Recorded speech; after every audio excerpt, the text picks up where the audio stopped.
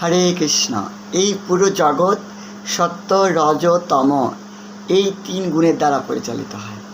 এমনকি আমাদের জীবনে আমাদের সাথে সার্বিকভাবে যা কিছু ঘটছে এবং আমরা যা কিছু করছি, এই সমস্ত কিছু সত্য, রজ এবং তম এই তিন গুণের প্রভাবে সংগঠিত হয়। স্বাভাবিকভাবে আমরা অহংকারের দ্বারা মহাচ্ছন্ন হয়ে বলে মনে করি যে এই সমস্ত কিছু আমি করছি, আমি হচ্ছি কর্তা। বস্তুত এই সমস্ত কিছুর কর্তা আমি নই, আমি কেবল প্রকৃতির হাতে ক্রিয়ানক মাত্র। শ্রীমদ্ ভগবদ্গীতার 3য় অধ্যায় 27 নম্বর শ্লোকে পরমেশ্বর ভগবান এই বিষয়টি খুব সুন্দরভাবে আমাদের কাছে উপস্থাপন করেছেন। তিনি বলেছেন, প্রকৃতি ক্রিয়ামনানি গুণে কর্মাণি সর্বস্ব অহংকার বিমূঢ়াত্মা কর্তা অহম ইতি মন্যতে। অর্থাৎ অহংকারে মহাচ্ছন্ন জীব জড়া প্রকৃতি ত্রিগুণ দ্বারা ক্রিয়মান সমস্ত কর্মকে স্বীয় কর্ম বলে মনে করে এবং আমি কর্তা এইরকম অভিমান করে।